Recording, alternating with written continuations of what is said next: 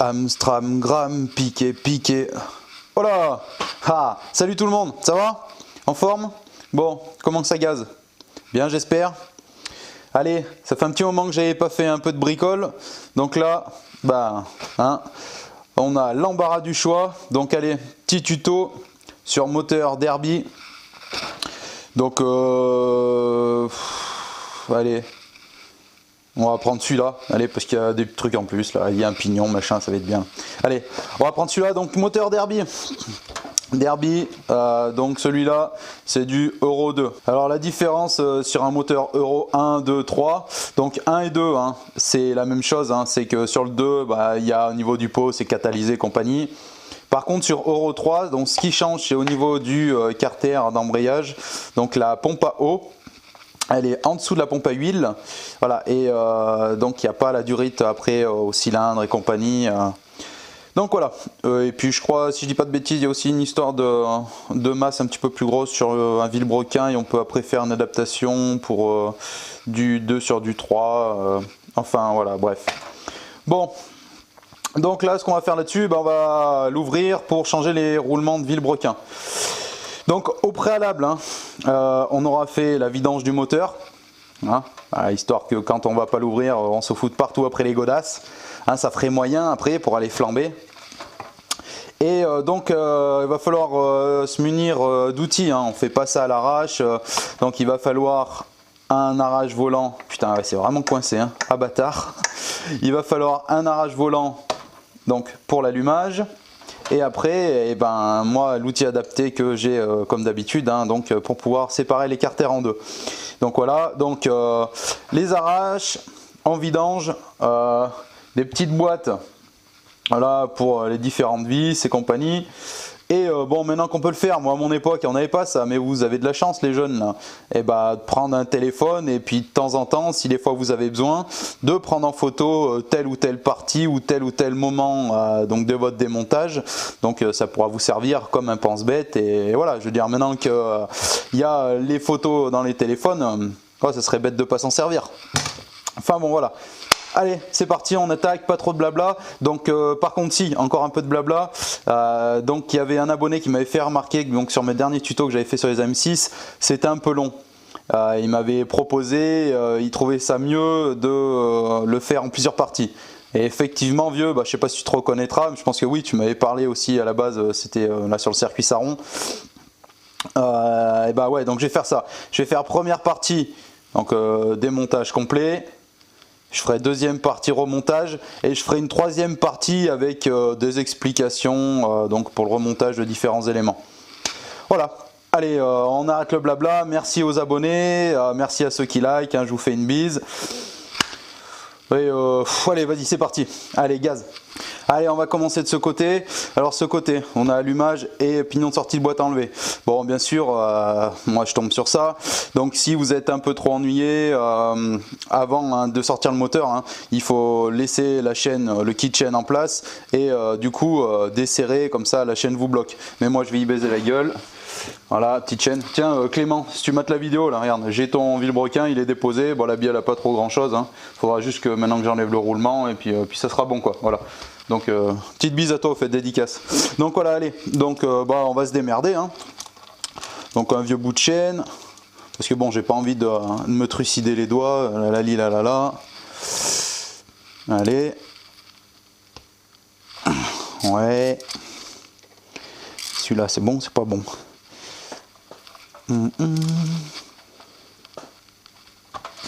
Ouais, nickel.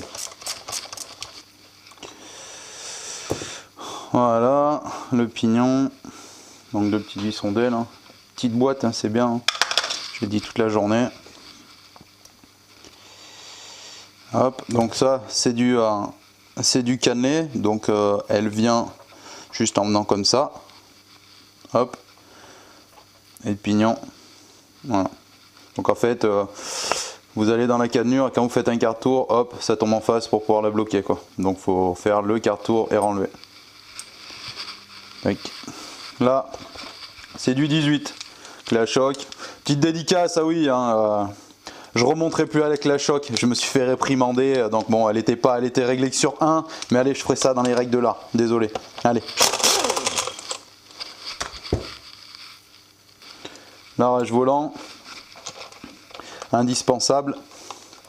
J'en vois tellement, putain, les carters pétés, parce que tu sais que les mecs, ils essayent de faire levier avec des démons de pneus, des tournevis, genre de conneries. Enfin, c'est pas sérieux, les mecs. Mais bon, après, hein, comme qui dirait l'autre, des merdes comme on peut, mais c'est que ça salope tout, quoi. Je vais essayer aussi d'arrêter de dire tac, tac, dire tac toutes les 2 secondes, là. Je sais bien que c'était marrant, mais putain, quand je remate mes vidéos comme ça, là, parce que ça m'arrive de le re-regarder pour essayer de corriger des choses, etc. Je me dis, c'est quand même, ça craint un peu quand même, quoi. Tac, tac, tac. Donc je vais essayer de m'abstenir. Rondelle, j'ai failli la foutre par terre. Stator. On vire. Platine Stator. Là vous pouvez pas vous tromper, hein. Le bord du fil avec la rainure du carter.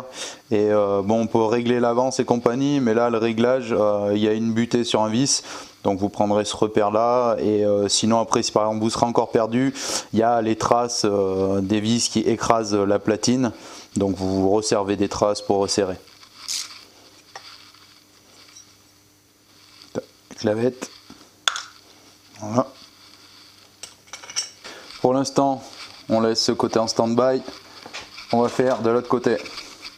On va s'occuper de l'embrayage. Je n'ai pas besoin de démonter le carter normalement, mais je vais le faire quand même pour vous faire voir. Ah, pour ceux qui ne connaissent pas, hein, ceux qui connaissent. Allons donc, une vis est foirée. Regarde, cette vis là elle est foirée. Enfin, ça prend encore un peu.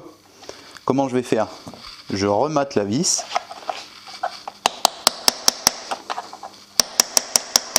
En même temps, ça la choque. Je tape pas comme un bourrin, hein, je tapote, hein, tu entends bien le bruit. Voilà. Je retape pour la mettre dedans. Et normalement, voilà. Là, voilà. Voilà comment ça marche, hein. Quand vous accélérez en même temps que ça lève le boisseau au carbu, en même temps, hop, ça tire sur la commande et ça envoie des gouttes d'huile. Donc dans le carburateur par le biais de la petite durite qui se trouve là, et la grosse durite c'est là où il y a votre réservoir.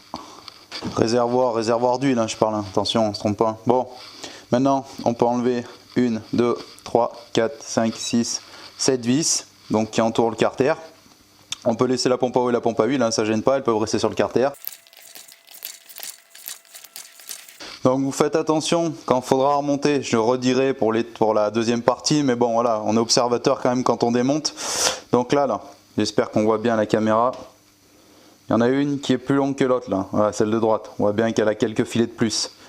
Donc en fait il y en a 2 dans le lot sur les 7 qui sont plus longues. C'est celle qui a sous l'axe de kick et celle qui a entre la pompe à eau et la pompe à huile. Voilà. Donc là on essaye à la main un peu, voir. Voilà, bon moi ça vient pas, ça doit faire un moment que c'est comme ça. Là, il y a un petit rebord, donc c'est pour pouvoir choquer. Donc on prend un petit maillet, on tapote, hein, ça doit venir assez simple. Pas trop fort non plus. On regarde, on essaye de tirer. Non, on continue encore un peu.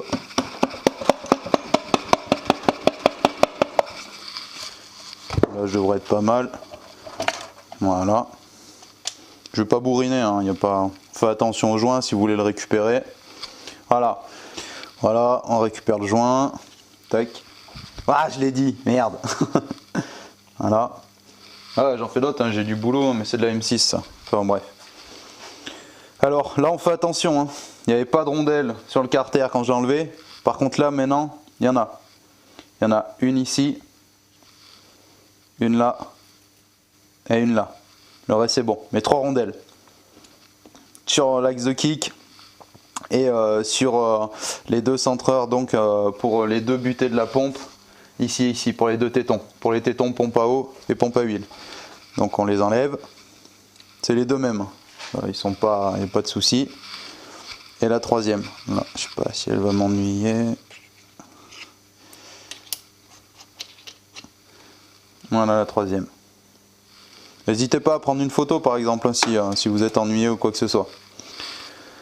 Donc avant de démonter l'embrayage, on va démonter l'écrou pour les accéder aux pignons donc qui sont sortis vilebrequin.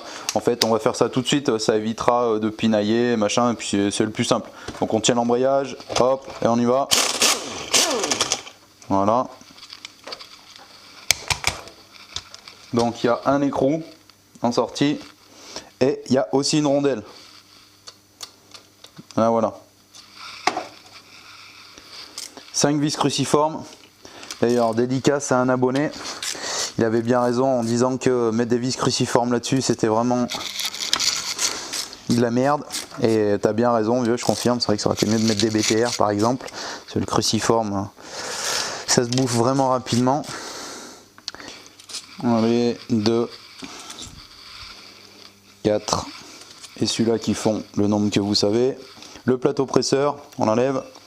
Il y a un repère pour le remontage, j'en parlerai dans mon autre partie. Les disques, on peut tous les prendre là, on les tient d'en bas, on les enlève tous.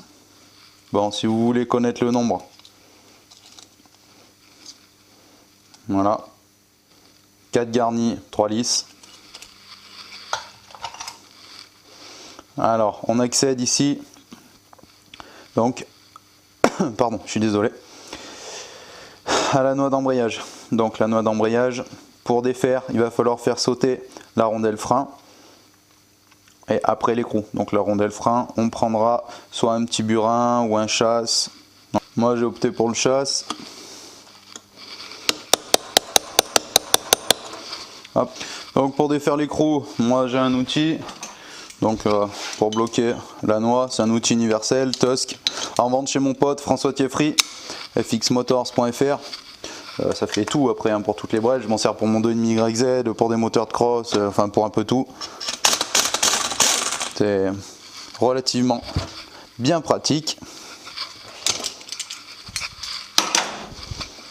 D'ailleurs la dédicace à toi François, j'ai mal desserré, dédicace à toi François, je fais bien la bise. Donc écrou, la rondelle frein, donc elle est, toi, par rapport à la M6 c'est pas pareil, là il y a les deux petites lèvres quoi pour la Réunion, ouais. Donc alors après on enlève la noix, derrière il y a une grosse rondelle, donc voilà, vous pouvez la mettre là quoi, pour pas la perdre. On arrive à la cloche d'embrayage, donc elle vient toute seule, hein. D'ailleurs l'entretoise au milieu, voilà, elle vient en butée, on peut l'enlever hein. Donc il y a un côté où ça va être un peu pénible et vous ne pouvez pas la rentrer, et l'autre voilà où ça rentre et elle viendra en butée, vous ne pouvez pas la faire traverser. Et il y a une rondelle aussi au fond, une rondelle très très épaisse là, qui viendra derrière. Moi je la mets de côté. Donc voilà, vous pouvez faire venir la commande avec le sélecteur. Il y a une rondelle au fond, vous n'en avez pas ici au téton, mais il y en a une au fond, qu'on la remet dessus. Donc on accède maintenant au système de kick en lui-même. Donc il y a le ressort, pour faire sauter le ressort, il suffit simplement de lever un peu avec le doigt, ça va venir tout seul.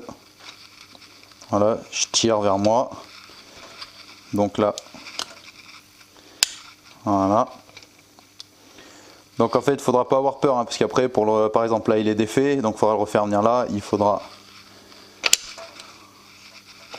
faire tourner et hop le caler. Mais je vous ferai voir dans la partie remontage. Donc lui, on regarde là, moi ça baigne dans l'huile. Par exemple si vous doutez s'il y a, je sais pas, une rondelle ou quoi que ce soit, comme ceci.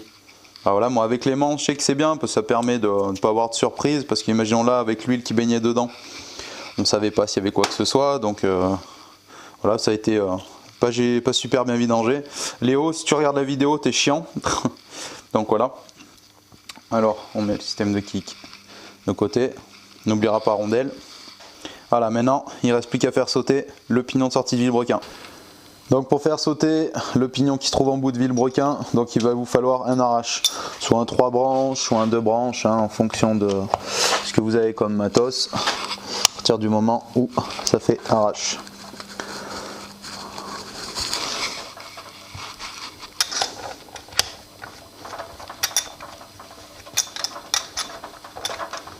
On verrouille.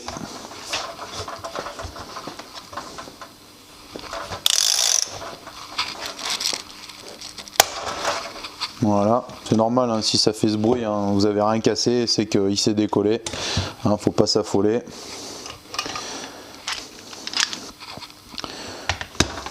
Donc tout est venu, voilà, étant donné que dedans c'est conique, donc il est emmanché, donc en force. Donc comme vous le voyez, deux pignons séparés. Il n'y a pas de sens pour l'un ou pour l'autre, hein, c'est pas un problème, il n'y a pas de repère là-dessus, donc vous pouvez le mettre dans le sens que vous voulez.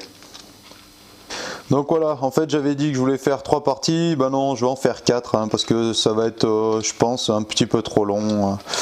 Donc voilà, fin de la première partie. La deuxième partie, donc ça sera le démontage de la boîte de vitesse. Voilà. Allez, j'espère que ça vous a plu et puis à bientôt pour l'autre partie. Ciao ciao, bis.